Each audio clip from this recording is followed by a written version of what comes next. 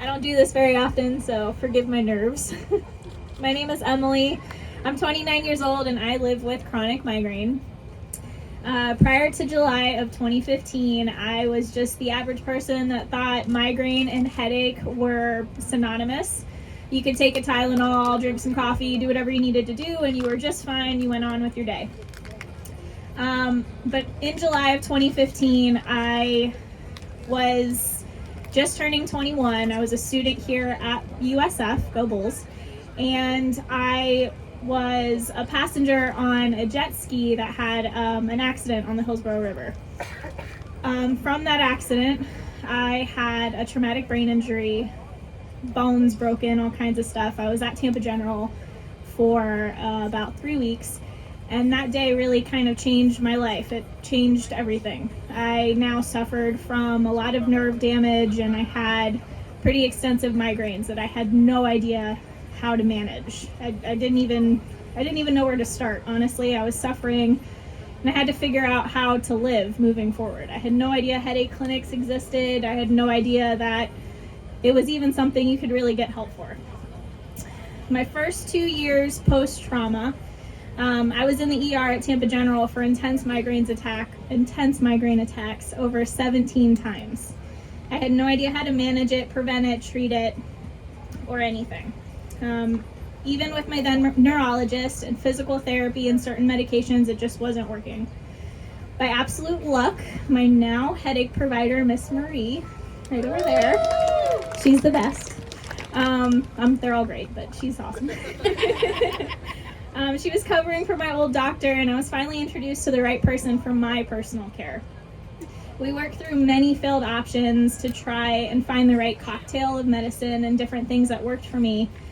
And I stuck it out, and thankfully for the last 2 years, I have not been to the ER once for a headache.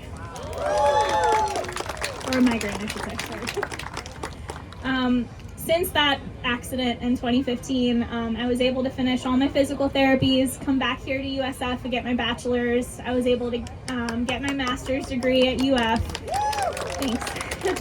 But arguably for me, the most exciting thing was that I was able to find my now husband and get married. He's right over there.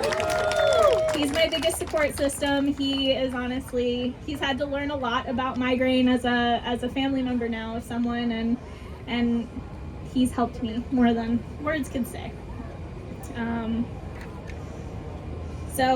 highly encourage anyone who suffers from migraine to take steps with the right medical team and not be discouraged if things don't work out, because there's a lot of things I went through that did not work for me at first, and then it was hard to know that you could try multiple different things and you were constantly suffering. And so just keep going with it. Find the right team, find the right care system. Tell your family how they can support you the most, because they don't know if they don't experience it. And don't give up on it.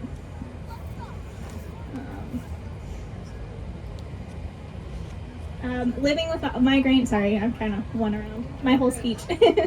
Living with migraine is all about finding what works for you and having the right tools, the right people to help you, and learning how to be your own best advocate.